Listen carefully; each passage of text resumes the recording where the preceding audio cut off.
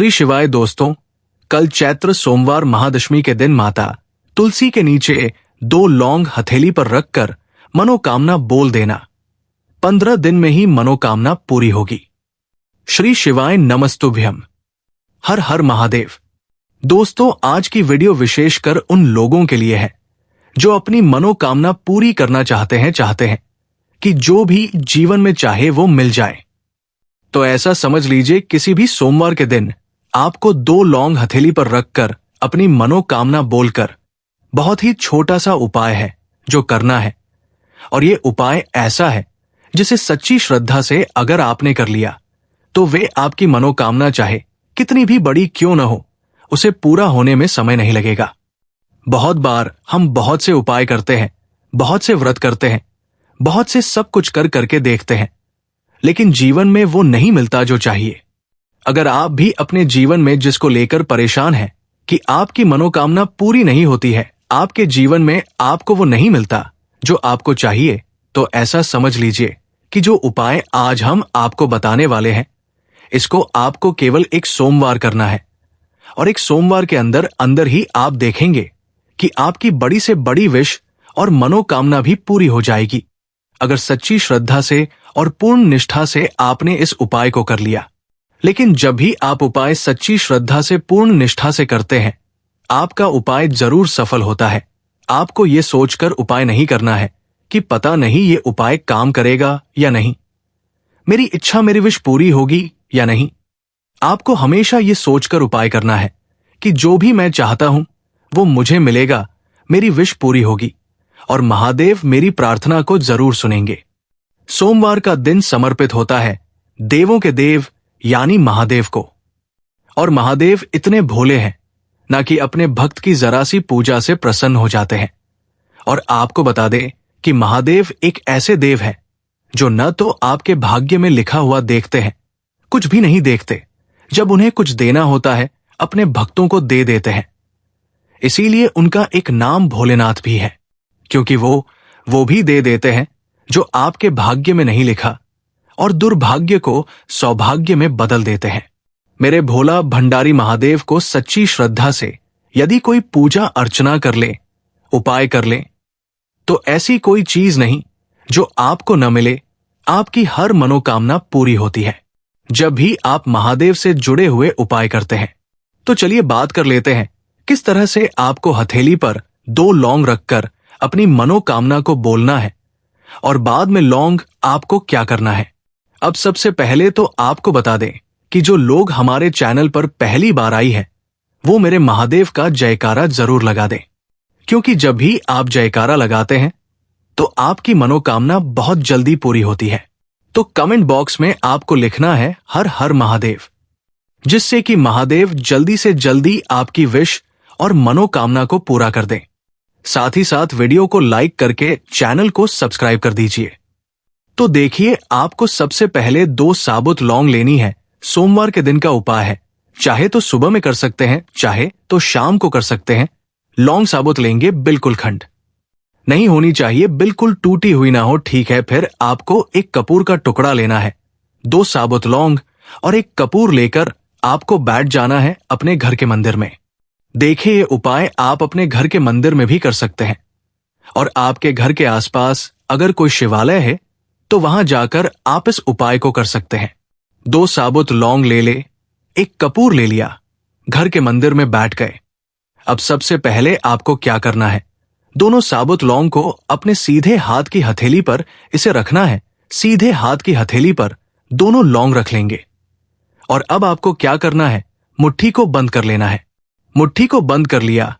अब अपनी मनोकामना आपको महादेव से कहनी है, जो भी आपको अपने जीवन में चाहिए।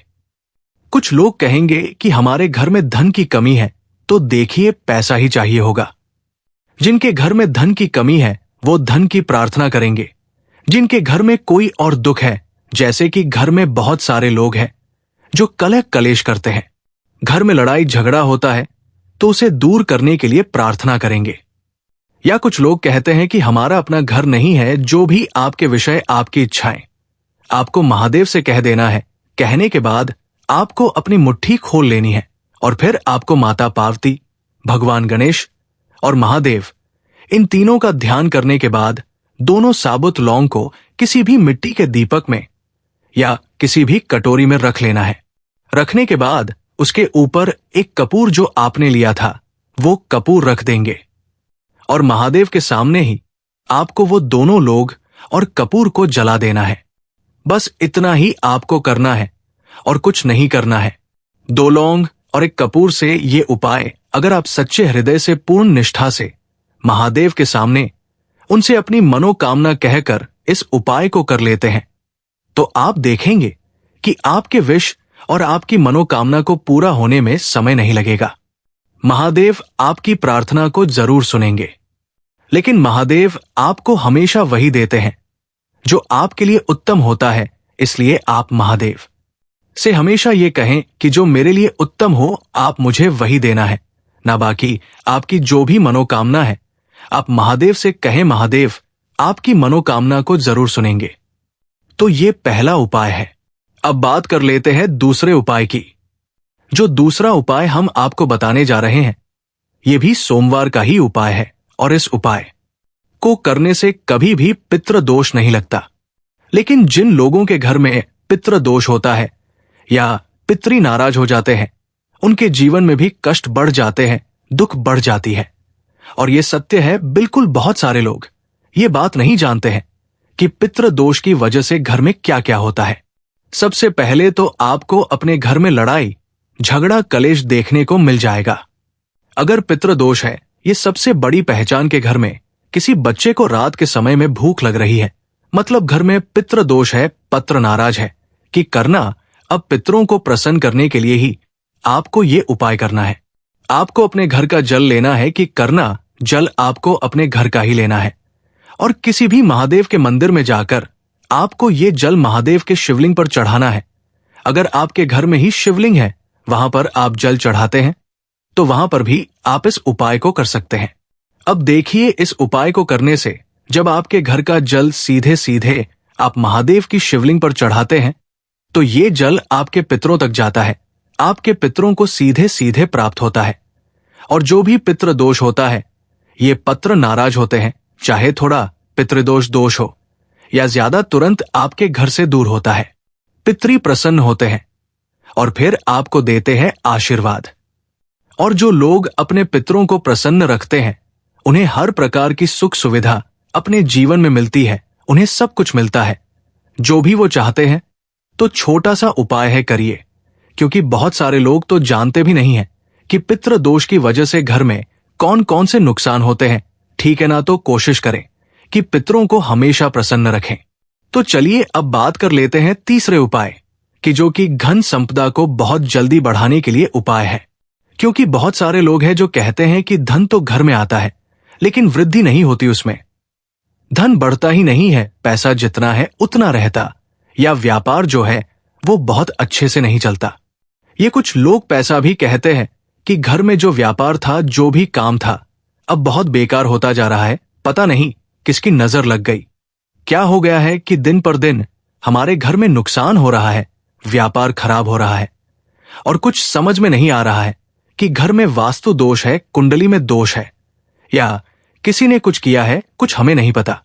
अगर आपको कुछ भी नहीं पता है, कुछ मत करिए, बस ये तीसरा उपाय कर लीजिए सोमवार के दिन और देखी धन में कैसे वृद्धि होती और कैसे आपके घर में पैसा आता है, कैसे मां लक्ष्मी प्रसन्न होती है। देखिए, जो अक्षत यानी चावल होता है ये पूर्ण होता है, पूर्ण अन्न होता है, देवी देवताओं का अन्न होता है। साथ ही इसका नाम अक्षत है, मतलब जिसका कभी क्षय न हो। अब ऐसा ही धन हर व्यक्ति चाहता है, जिसमें वृद्धि हो, है ना। हर व्यक्ति चाहता है कि हमारे घर में जो पैसा आय में वृद्धि होती चली है वो पैसा बढ़े, कभी घंटे ना है, तो धन आपका हमेशा बढ़ेगा। आपको क्या करना है, आप चाहे एक चावल का दाना ले ले, लेकिन वो टूटा हुआ न हो। आपको क्या करना है, महादेव की शिवलिंग पर एक चावल का दाना चढ़ाना है, जल चढ़ाना है और महादेव से कहना है कि मेरे धन में वृद्धि करो और मेरे जीवन से धन की समस्या को दूर करो। बस इतना कर लेना। एक चावल का दाना भी अगर आप अक्षत यानी चावल अगर महादेव की शिवलिंग पर चढ़ाते हैं और जल चढ़ा देते हैं, उन्हें अर्पित कर देते हैं, तो धन संपदा से घर भर जाता है और घंटा जीवन से बिल्कुल दूर हो जाती है, कभी लौटकर घर में नहीं आती है। विश्वास नहीं है तो पूरी सच्ची श्रद्धा से उपाय करिए और फिर इस उपाय का चमत्कार देखिए। अच्छे अच्छे लोग जो है वो इस उपाय को करके धनवान बन चुके हैं, जिन्होंने सच्ची श्रद्धा से किया है। तो आप भी करिए कि दिन करना, इस उपाय को आप किसी भी दिन कर सकते हैं। एकादशी के दिन आपको ये उपाय नहीं करना है तो बहुत ही उत्तम उपाय है, जरूर से आप अपने जीवन में चमत्कार देखेंगे। अगर ये उपाय करेंगे तो देखिए, कुछ भी ऐसा जो आपको नहीं समझ आया हो, कुछ पूछना हो तो कमेंट सेक्शन में पूछ सकते हैं। तो वीडियो को लाइक करके चैनल को सब्सक्राइब कर लें। जो लोग हमारे चैनल पर पहली बार आए हैं, जयकारा लगाकर जाना है, हर हर महादेव आपको जरूर लिखना है।